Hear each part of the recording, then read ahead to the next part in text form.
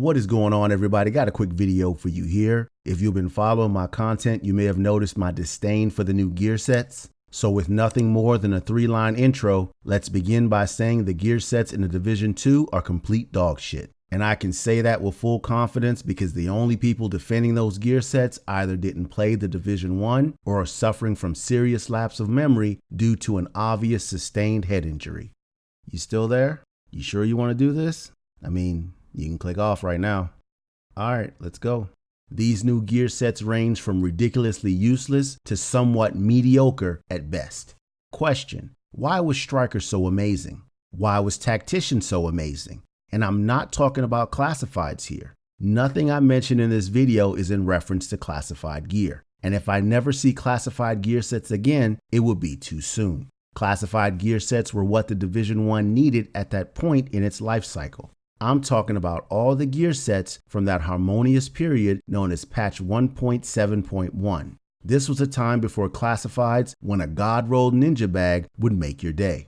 More questions. Why did you farm for Tactician? Why did you steal that Banshee mask when you saw the rolls on it? Simple answer, you knew that gear set, when properly built, would make you into a monster. Whether for good or for bad, you would become someone's problem as soon as you put that build on. These new gear sets do not invoke that feeling. They barely invoke the want to pick them up. I remember running down the street, gold manhunt on my shoulder, turning a corner and seeing a player with a white X across his chest as he whipped the D3 shield out. You know what I did next? I turned around and ran the other way. Wanna know why? Because I knew that fucker hits like a damn truck and would take forever to die. That was a D3 with a Barrett chest piece, and I was not even going to try to fight that dude. There's not a single gear set in the Division 2 that invokes that kind of fear. And that's the problem. Ubisoft is so afraid of us breaking their already broken game that they've handed up these half-assed gear sets modeled after classified gear nonetheless, making it impossible to combine both gear sets and brand sets to achieve power levels they have not had the forethought to put nerfs in place to prevent. And ultimately, that is what gear sets are all about: power. Gear sets are supposed to make you feel powerful. Simply reading the set bonuses should invoke sparks of joy and creativity. There is none of this in the new gear sets. The feeling is there for brand sets, but it's completely lost when it comes to gear sets. Gear sets are supposed to be the final level of progression beyond brand sets. They're supposed to be the amazing rewards you get for reaching the end game and dominating the open world. Gear sets are not supposed to be lukewarm, boring, and borderline confusing. And gear sets are not supposed to only buff the team. You know that's the default response you get from those that love the new gear sets. Oh, I love this new gear set. It buffs the team. Fuck that gear set and fuck buffing the team. Where is the gear set that allows me to destroy your fucking team by myself? I'll tell you where. It doesn't fucking exist. Gear sets have gone from powerhouses to optional team utility.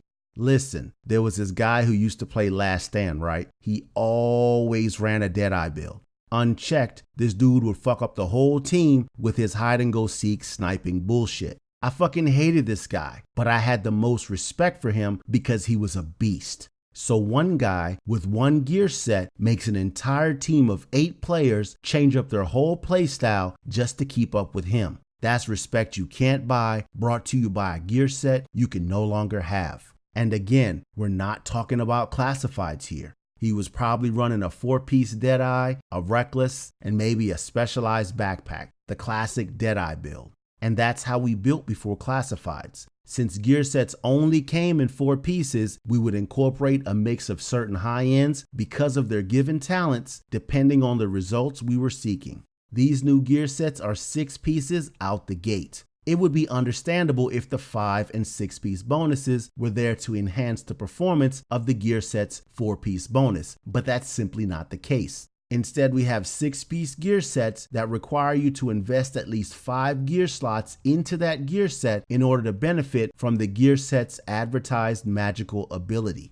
Not only is that a bag of flaming hot garbage, but it's very limiting when it comes to creativity. Add to that the simple fact that these 5 and 6-piece bonuses are about as bland and boring as amateur Amish porn, and you have a recipe for disaster. The last time we tried this was with the Striker and Sentry nerf in 1.3. People still ran those gear sets, but that was because the bonuses gave them organic power they could feel. These new gear sets do not provide that same feeling. Instead, you feel confused by the paragraph of situational ifs and whens as it relates to how you actually use the damn gear set. Bottom line, we are 6 gear sets into the Division 2. That's right, 6. Bet you didn't even know we had that many. I damn sure didn't. I had to Google it. I mean, why would I even care? Fuck gear sets.